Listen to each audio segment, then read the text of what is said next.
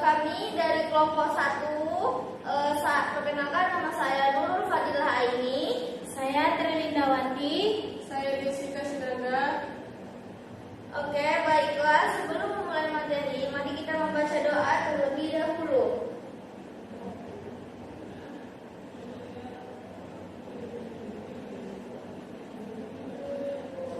Bismillahirrahmanirrahim. Rabbi shrah li sadri wa yassir li amri wahlul 'uqdatam min lisani yafqahu qawli. Rabbi yassir wa la tu'sir wa bitamil. Baiklah, langsung saja materi yang pertama akan disampaikan oleh Trilindawati. Baiklah, yang pertama ilmu kimia. Definisinya, ilmu kimia mempelajari susunan materi, struktur materi, sifat materi, dan perubahan energi yang menyertainya. Susunan zatnya adalah air dan etanol. Kandungannya terdapat pada air 2 atom hidrogen dan 1 atom oksigen. Etanol terdapat 2 karbon dan 6 atom hidrogen dan 1 atom oksigen. Perubahan energi dapat terjadi dengan cara perubahan fisika dan kimia. Yang kedua, metode ilmiah merupakan suatu prosedur atau cara pemecahan masalah yang menggunakan langkah-langkah yang telah disusun dengan melakukan yang pertama itu pengamatan, merumuskan hipotesis, melakukan percobaan, menarik kesimpulan, dan membuat laporan. Selanjutnya, cara-cara metode ilmiah itu ada 5. Yang pertama, mengadakan pengamatan, yaitu kita melakukan percobaan agar data sama jika percobaan diulang. Data itu mungkin bersifat kualitatif dan kuantitatif. Yang kedua itu merumuskan hipotesis berupa penjelasan sementara, yaitu penjelasan yang masuk akal dan telah teruji kebenarannya. Merumuskan memerlukan pengetahuan dan penalaran. Yang ketiga itu melakukan percobaan.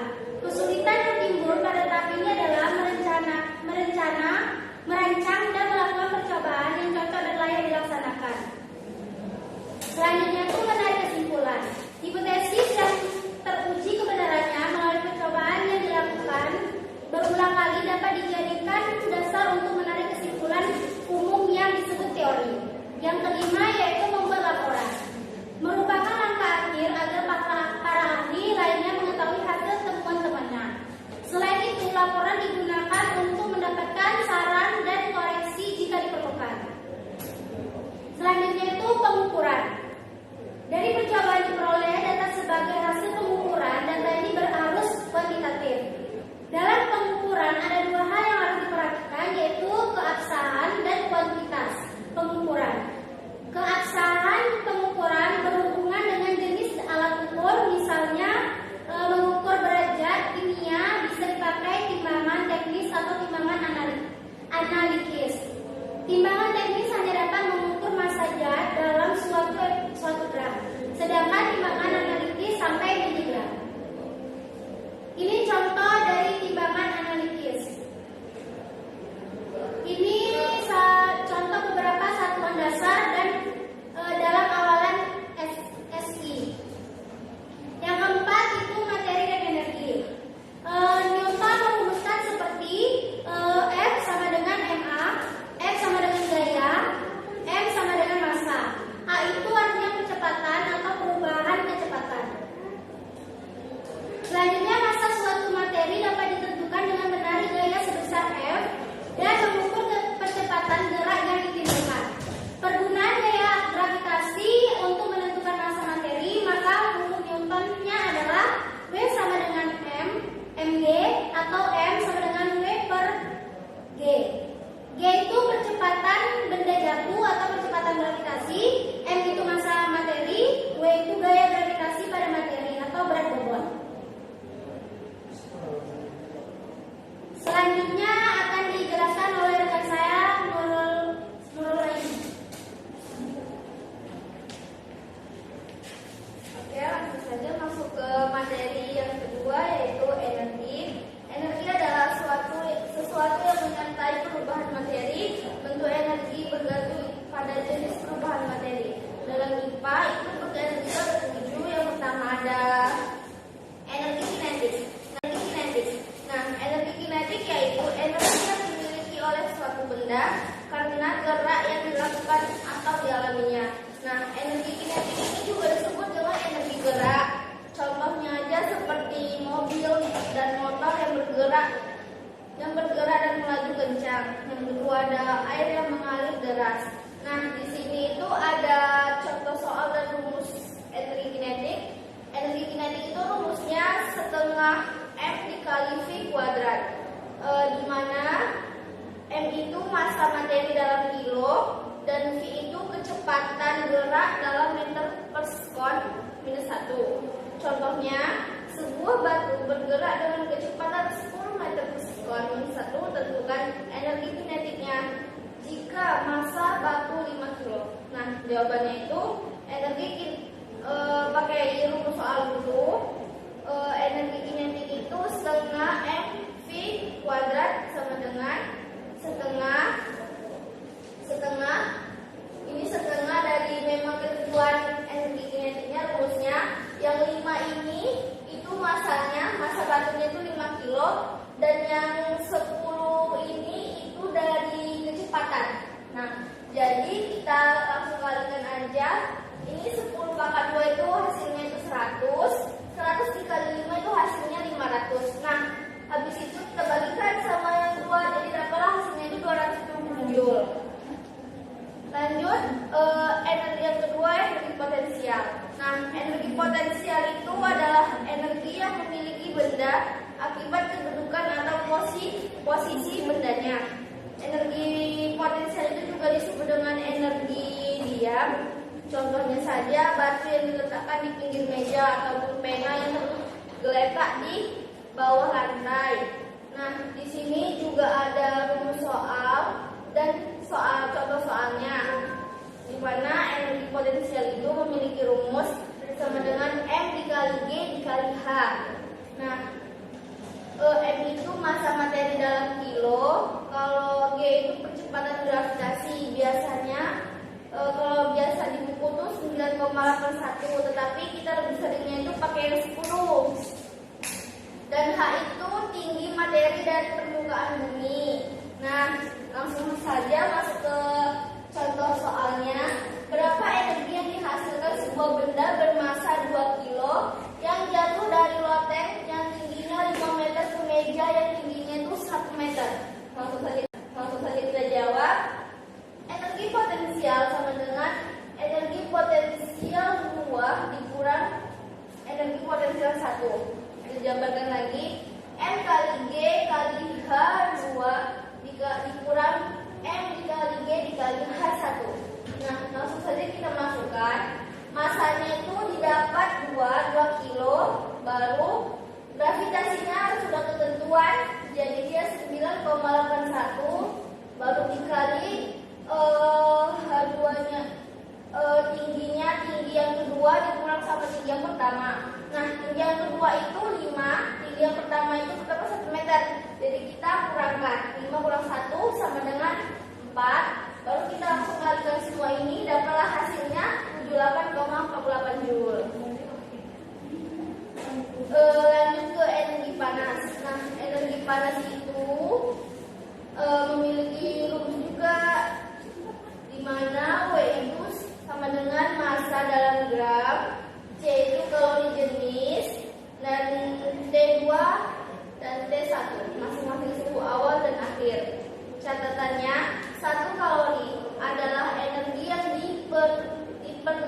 diperlukan untuk menaikkan suhu 1 gram air dari 14, derajat Celcius jadi 15,5 derajat Celcius. 1 kalori itu sudah ketentuannya 3,184 joule. Kalau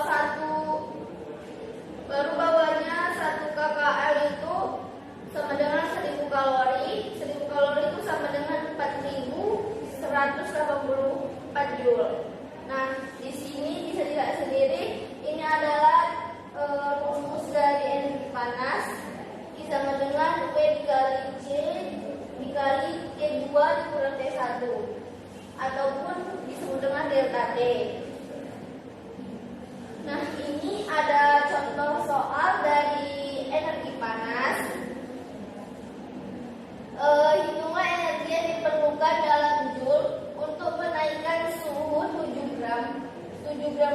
dari 25 derajat Celcius sampai 100 derajat Celcius. Bila diketahui kalau jenis besi itu 0,108 kalori gram min 1, jawabannya itu kita buat dulu dalam rumusnya, baru kita masukkan angka-angka itu ke rumus tersebut. Didapat hasilnya itu W itu 7, suhunya itu 7 gram. Nah, yang C-nya itu 0,108. Kalorinya ini 0,108, baru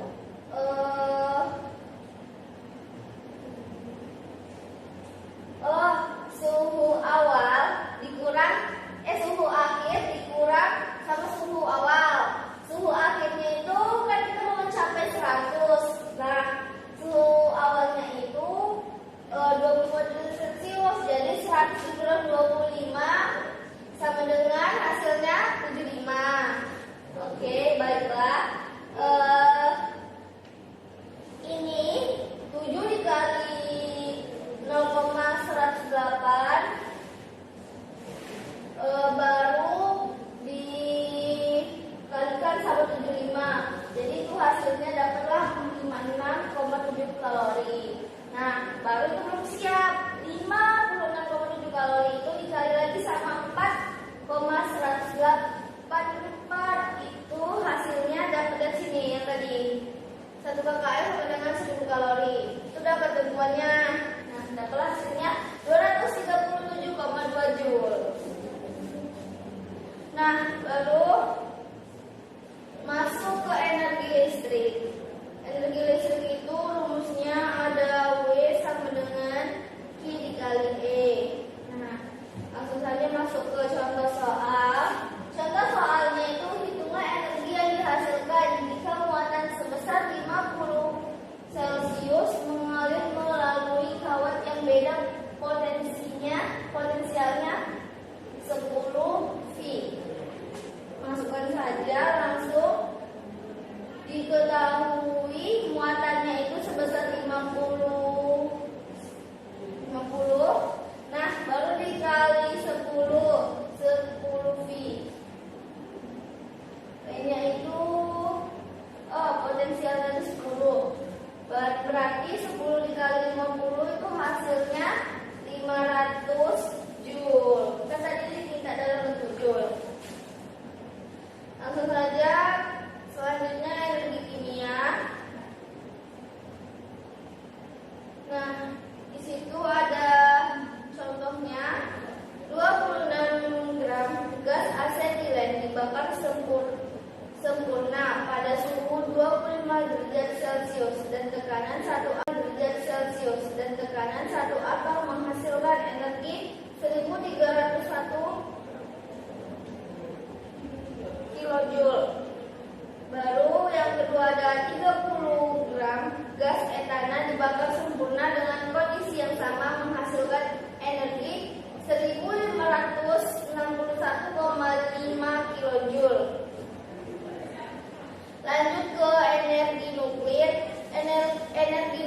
Energi yang terkandung dalam inti atom karena adanya ikatan yang kuat antara partikel di dalamnya.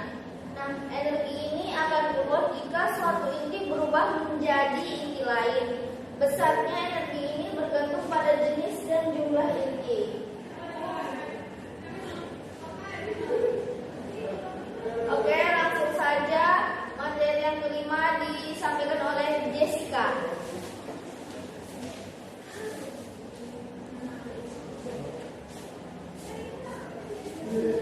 Lanjut, yaitu materi sifat materi.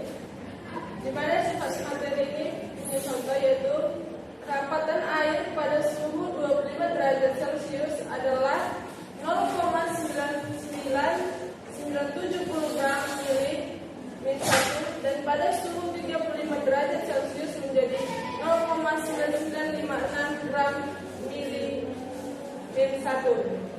Biasanya dalam perhitungan kerapatan air pada suhu 25 derajat Celcius itu dibulatkan menjadi 1,00 gram mili min 1.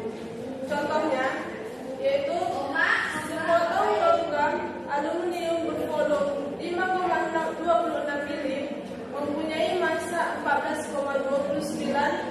Itulah kerapatannya.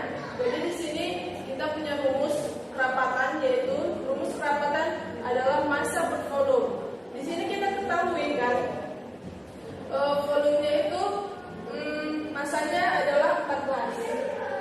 Massanya 14 kita masukkan dan diketahui volumenya adalah 5,26 mili. Kita bagikan saja langsung massa per volume atau 14,2 gram dibagi dengan 5,26 mili. Hasilnya adalah 22,7 gram mili min 1. Kemudian kita masuk ke materi unsur senyawa dan campuran. Di sini pengertian dari unsur diuraikan dengan reaksi kimia menjadi zat yang lebih sederhana. Sedangkan senyawa itu adalah materi yang masih dapat diuraikan dengan reaksi kimia menjadi zat yang lebih sederhana. Di sini adalah contoh dari senyawa. Senyawa adalah materi yang dibentuk dari dua unsur atau lebih dengan perbandingan tertentu. Contohnya yaitu kandungan terdapat dalam air, yaitu oksigen dan hidrogen. Yang artinya misalnya 8 gram oksigen ditambah 2 gram hidrogen akan membentuk 9 gram air. Kemudian contohnya ada lagi misalnya 10 gram oksigen dan mempunyai 1 gram hidrogen akan membentuk 11 gram air. Kemudian ada campuran. Di sini campuran adalah gabungan dua zat tunggal atau lebih dengan perbandingan yang sebarang. Campuran itu dapat dibagi menjadi dua, yaitu campuran homogen dan campuran heterogen. Di mana campuran homogen itu adalah penggabungan dua zat tunggal atau lebih yang semua pada sehingga membentuk suatu fasa. Sedangkan campuran heterogen adalah penggabungan yang tidak merata antara dua zat tunggal. Kemudian ada pemisahan campuran. Di sini campuran dapat dipisahkan dalam peristiwa fisika, kimia. Pemisahan secara fisika itu tidak dapat mengubah zat selama pemisahan sebagai berikut, diantaranya destilasi, rekristalisasi, ekstraksi, dan kromatografi. Di sini saya akan jelaskan satu persatu, yaitu destilasi.